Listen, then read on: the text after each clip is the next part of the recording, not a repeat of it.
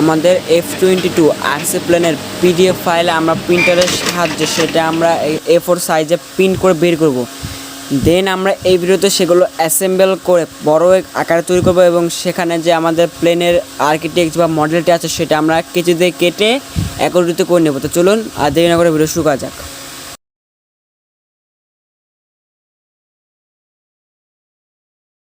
Channel को subscribe करो पहले। हाँ जल्दी करो, मुझे पता है कि आप लोग नहीं करते, वीडियो देखते हो लेकिन सब्सक्राइब नहीं करते। लाल कलर का बटन नहीं से दबाओ, जल्दी दबाओ फिर मैं शुरू करूँ। दबा दो जल्दी, दबा दिया, घंटी में दबा देना, ठीक है।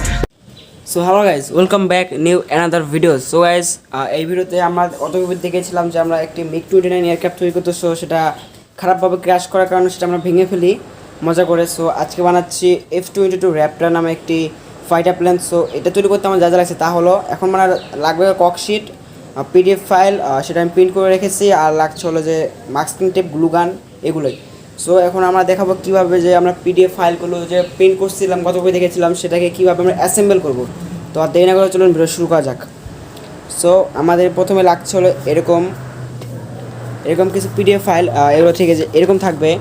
আমরা যে একটা পরে যেখানে লেখা আছে জাস্ট আমরা এগুলো এইভাবে মিলাবো। এগুলো মিলানোর ফলে একটি ম্যাপের মতো হবে।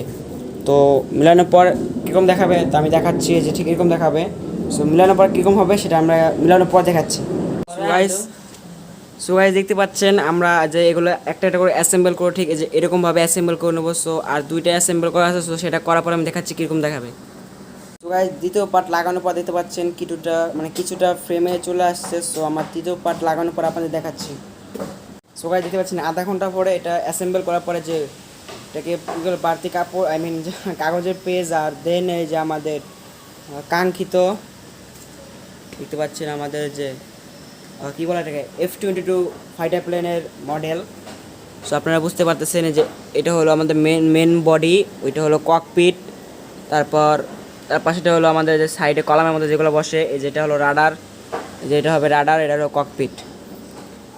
সো এটা কাটিংয়ের পর্ব আমি নেক্সট ভিডিওতে দিয়ে দেবো, ততক্ষণ অবশ্যই আমাদের চ্যানেলের সাথে থাকবেন।